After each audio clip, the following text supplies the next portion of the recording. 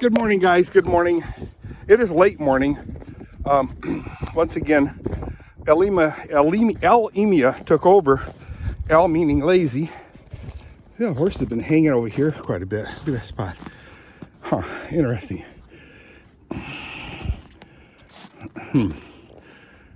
So anyway, I'm in my paddock checking out the horse activity out here.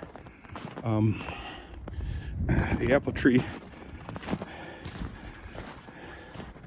is sitting there all miserably looking.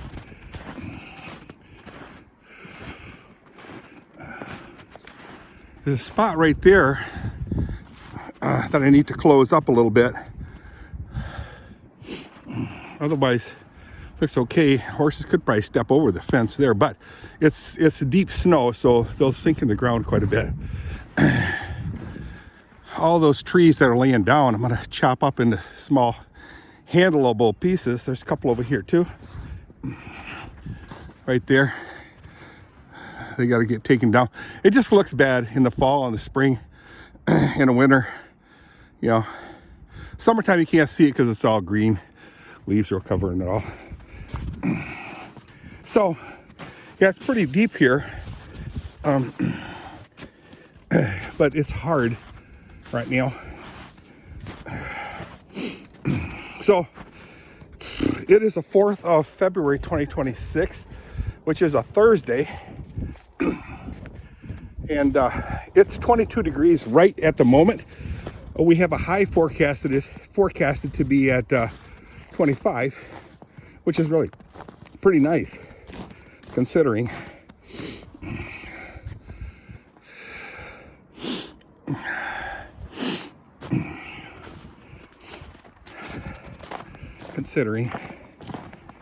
Got the hay over there, got the grain over here.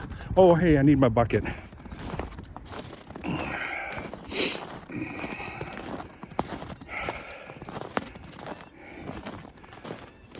Here's the bucket. All right, anyway, guys, plans for today is really nothing. I got to bed about 12:30 last night and got up about 8:30 this morning, or 8 o'clock this morning. I know it's a lot, a lot of sleeping going on, but yeah. And I hate it when people say it isn't what it is, but it is what it is. I get 4 pails of water. I got 4 5-gallon buckets I'm going to pour in there this morning. All right, I'm going to let the horses out. Let's go watch them. They were out yesterday, guys. Loving it. Totally loving it. It got up to 25 again yesterday, which is really, really nice. I don't know if you guys can see it, but it is snowing right now. I don't need the snow.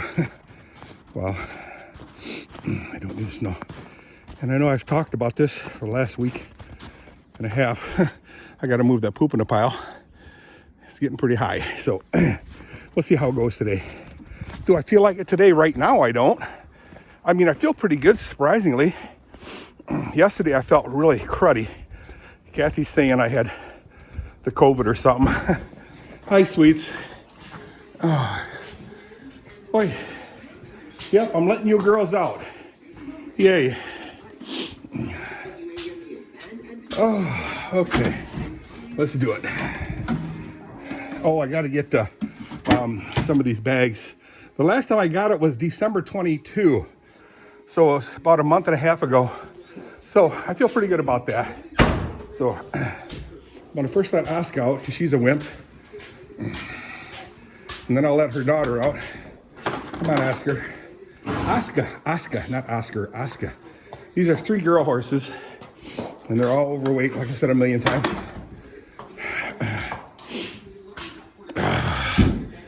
Way overweight. They need to be hair trimmed. It's probably getting close to having their feet trimmed too. Move, Oscar. Hey, move. There goes Whitney. Go follow your daughter, sweetie. Now she's gonna follow her granddaughter.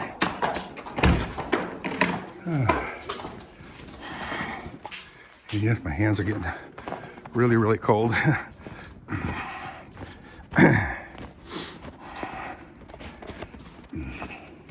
think what I'll do is I'll put two of the 5-gallon buckets in the water, or in the thing first.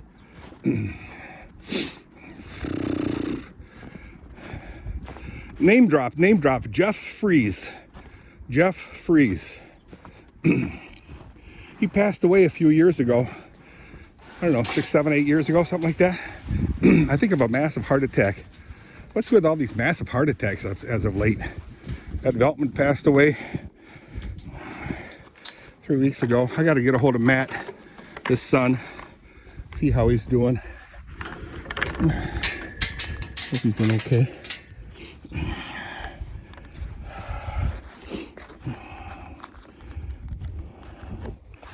Wow, the wind's really cutting through my hand.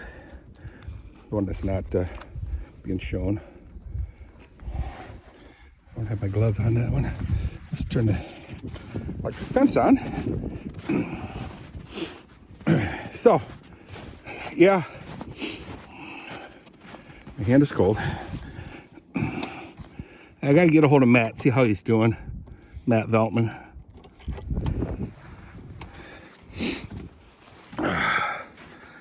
Oh, this one's froze solid. Put my hand in my pocket. Oh yeah, I feel heat. So, see the cars in the center of your screen? There's a Mustang and a Mopar, hot rods. And of course the vet is in the garage that I'm looking forward to putzing around with this summer. Not to mention riding motorcycles with Gary West and Dean Van Middelkoop. Yeah, it's going to be a fun summer this year, guys. Kind of watch for the activity. The summer of 2026 is going to be very filled with really cool stuff going on. Let me set you down in this stall here.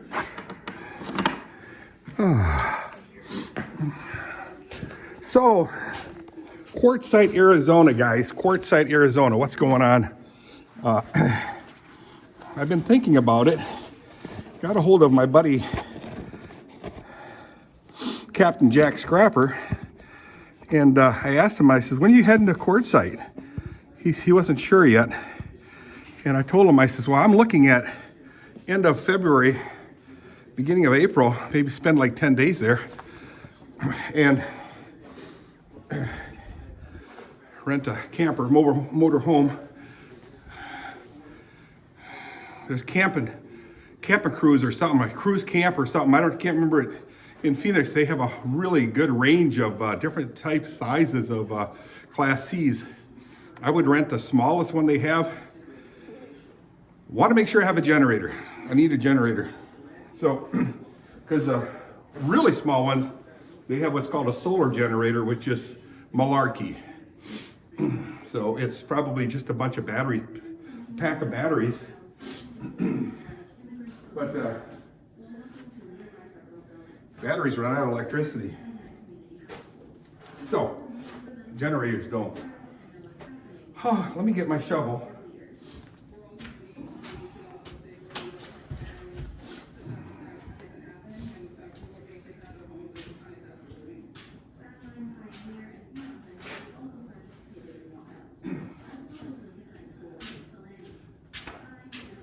The weather in Arizona in February, early February, is pretty cold. I mean, unbearably cold for camping. How do I know? Because I did that back 2025. I did that, and yeah. Well, I will bring my guitar, by the way.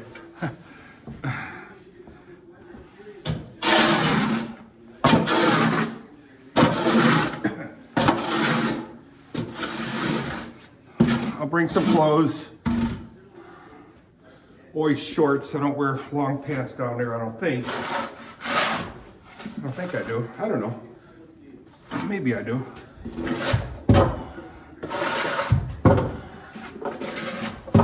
But last year I had a really good time there.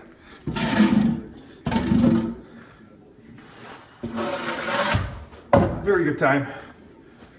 At the end of 2023, Kathy, or 2024, end of 2024, Kathy and I went down there and just scoped the area out.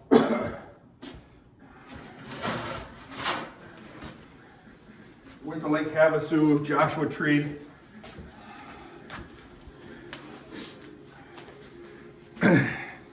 Rode through Parker. Got a dam over there. Check that out.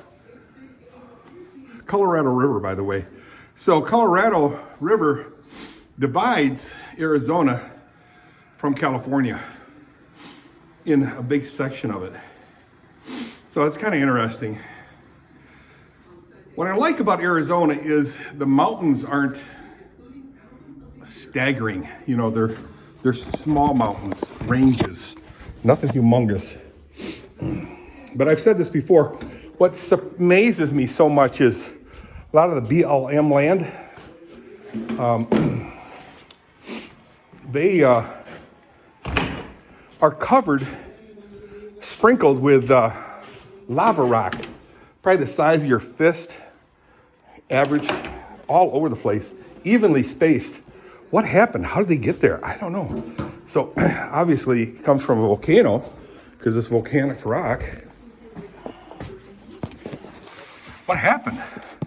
Well, you know, they say there was a humongous, you guys videoing? Let's see. Sometimes when I grab the, sometimes when I grab the phone, I'll shut it off. I don't like it when I do that. Hope you guys are having a good day. So, yeah, Arizona is just a really cool place to visit.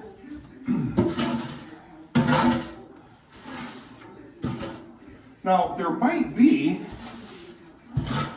you know, there might just be a, like Orthodox Presbyterian church out there in Phoenix. I don't know. The reason why I say that is I have a cousin, Sylvia, who's got a son that lives in Phoenix.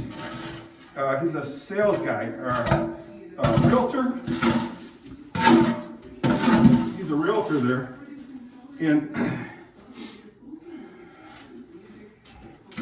he belongs to a church in, I don't know, it's someplace in BC, Canada. And plays the organ there. It's one of their churches in BC. I'll find out. I don't even dare to say what the name might be. But anyway, he lives in Phoenix. Maybe I can have lunch with him or something. How cool would that be? John Gelderman. Jonathan Gelderman is his name. Jonathan, super guy. Super guy. I met him in Bradenton, Florida, last month. In January. Me and Kathy went down there and had a real good time. Yeah, we went to Florida for my birthday.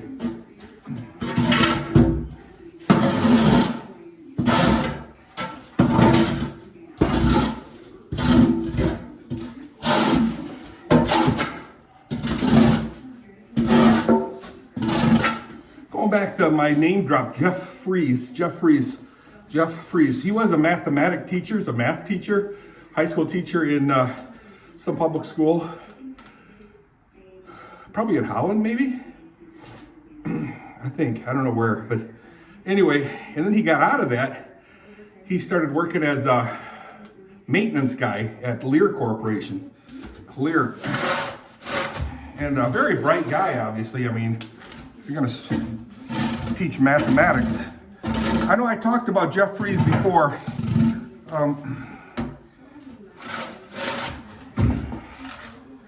We had a little bit of falling out because he basically he was woke, and I'm not. I understand, I get it, but sadly, you know, I listen to anybody and everybody. You know, I have friends here where, you know, certain people, they can't accept the fact that there are people who aren't woke.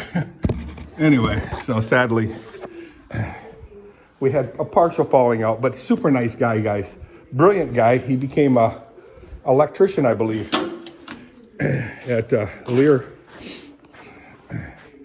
So that's something. That's saying something. You know, you're leaving the teaching profession to go to real world application, and real world application is there.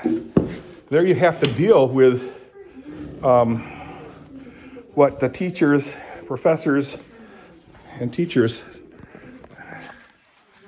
talk about in statistics, where everything has got deviation. Any math, any real life process and materials have deviation in their description, in the definition. Like,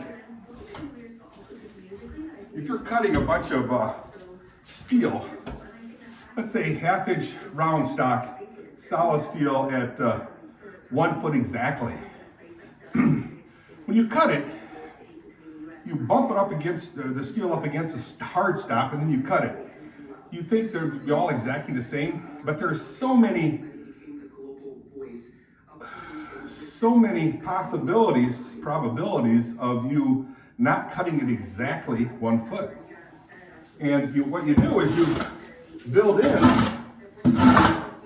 in your design deviations to the rule.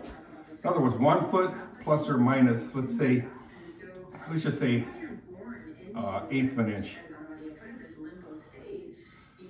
So you build your design, your final design, with all those deviations in mind.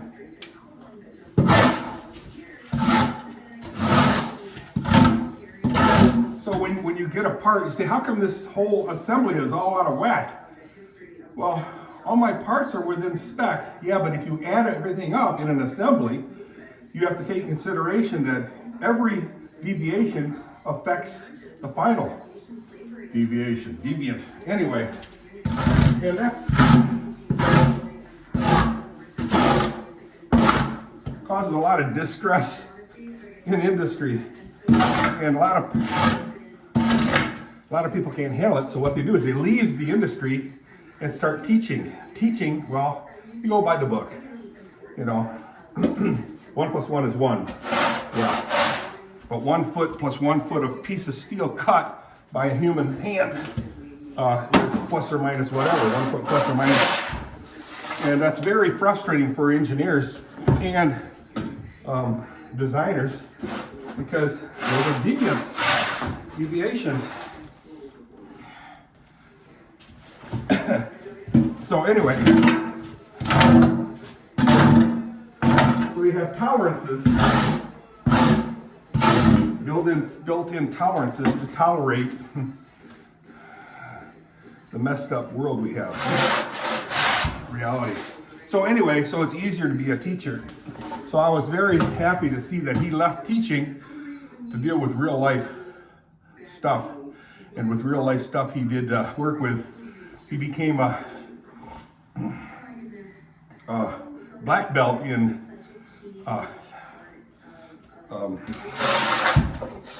Six Sigma, where he trained, anyway, how to deal with identifying real world problems in industry, productivity, production, where you would use statistics to define whether something is really a problem or not, and then you tackle it using statistics. It's pretty cool. But anyway, he was very good at it. He and I didn't always agree, but he was good. Anyway, he passed away, sadly. So that was Jeff Fries. That's the name drop for today. He left a family. He didn't have any kids, but left a wife and brothers and sisters. So anyway, guys, this video is way too long. Once again, it is a beautiful day. The wind's not really blowing for all intents and purposes at all. So that's a good thing. And Again, I will pull out the truck today to pick up some more of these things here. I have to pick up some of the sweet feed. I'll probably get maybe 12 bags.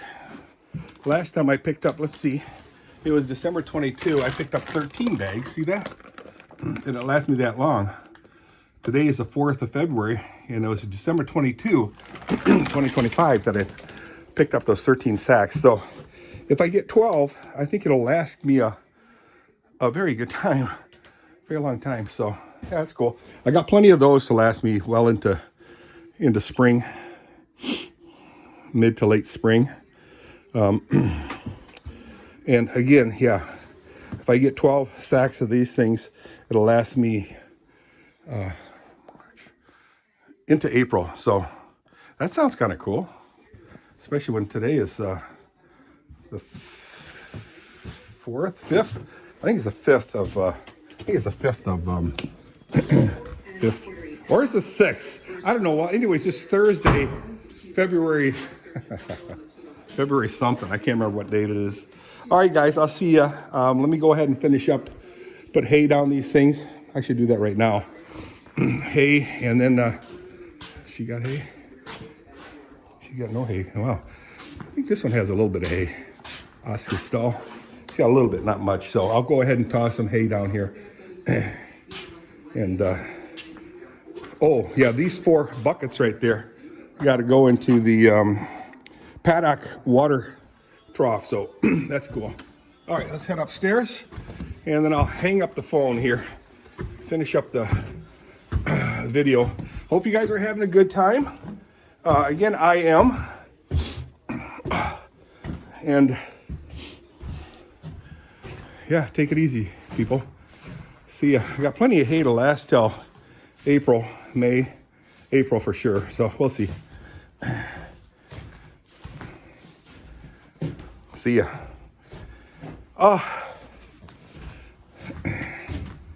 One last time, it is a beautiful day, guys. It really is. Can't say different. Bye.